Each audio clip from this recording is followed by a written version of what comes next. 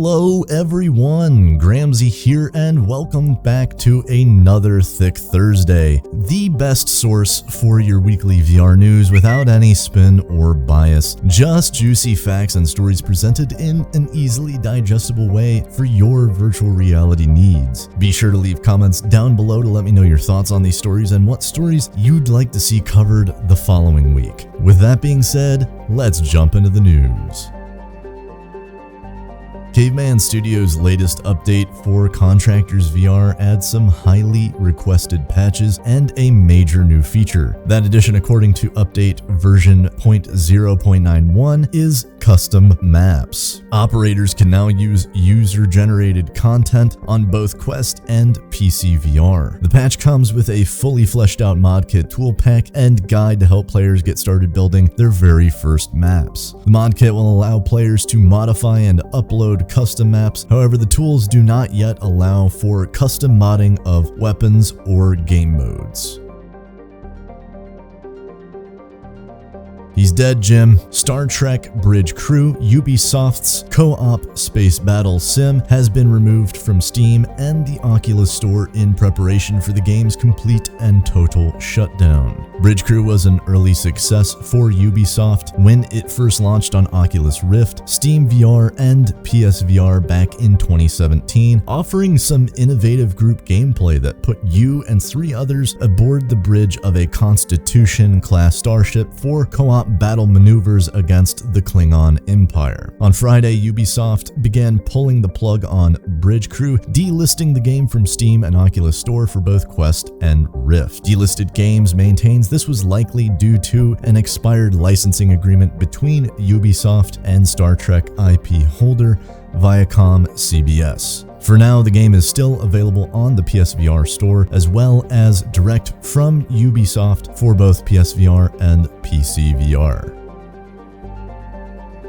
According to Road to VR's Scott Hayden, Microsoft's enterprise-focused HoloLens 3 may be dead in the water, as a recent report maintains that internal divisions have hobbled the company's efforts to release its next AR headset as planned. In the days following the report's release, HoloLens co-creator Alex Kipman responded saying, quote, "Don't believe what you read on the internet." A Business Insider report from earlier this month maintains that plans to release HoloLens 3 are shifting behind the scenes. This comes alongside an alleged partnership with Samsung that would see the development of an entirely new consumer AR device that is rumored to tether to a Samsung smartphone. This has allegedly caused divisions within the company surrounding whether HoloLens should serve consumers or continue courting enterprise companies. Ruben Caballero, Microsoft's mixed reality and AI device engineering VP under Kipman, is reportedly pushing to focus on consumers, whereas the company has historically geared HoloLens for enterprise and the military.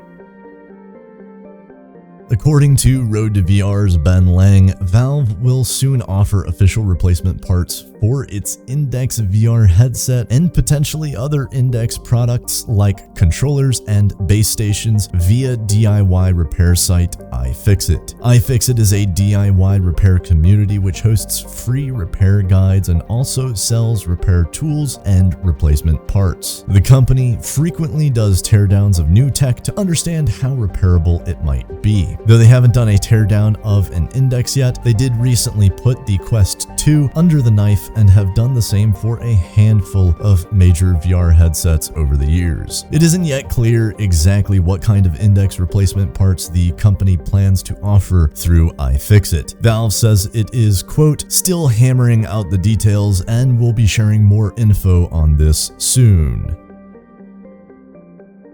According to Road to VR's Scott Hayden, SimulaVR, the startup behind its own open source VR Linux distro, is creating a VR headset that aims to bring the full computing power of a PC to the standalone VR headset format. The company initially had plans to launch a Kickstarter last month, but has scuttled its crowdfunding campaign for direct-to-consumer sales. With the Kickstarter campaign, SimulaVR hopes to raise $2.5 million, something SimulaVR founder George Singer says is the base amount the project needs in order to break even. According to UploadVR's Harry Baker, in October of last year, Valve announced the new label system for Steam Deck, which indicates the level of compatibility expected for any given game. When Valve announced this label system, it also announced that SteamVR games would be labeled as unsupported. This doesn't necessarily mean you won't be able to try to run a VR game that is marked as unsupported. Valve has said that while it is technically possible, it is not optimized for it. Come together, nerds and Magic players alike. A virtual exhibit showcasing the art of Magic the Gathering is coming to VR this week. According to UploadVR's Jamie Feltham, the exhibit will run from February 18th through the 24th via Zamber, the social VR platform that hosted the virtual version of last year's Tokyo Game Show. The event will allow you to explore the art of the popular card game alongside others. The event is being hosted in conjunction with the game's latest launch for the Kamigawa Neon Dynasty set.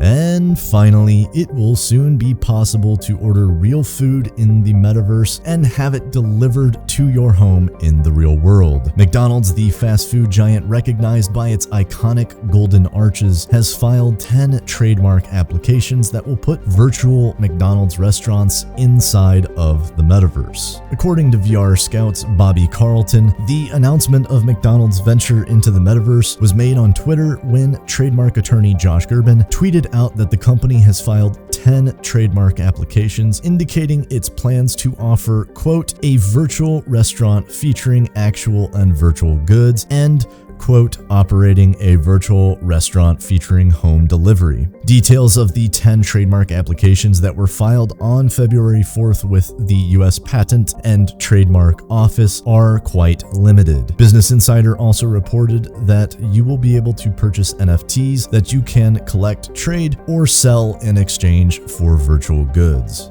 That is all the time we have this week, everyone. Remember to hit the like button if you thought this video was informative, subscribe if you want to see more of it next week, and hit that notification bell if you just can't stand missing out on these sweet, sweet, dummy thick news clips. Until next time, Gramsy out.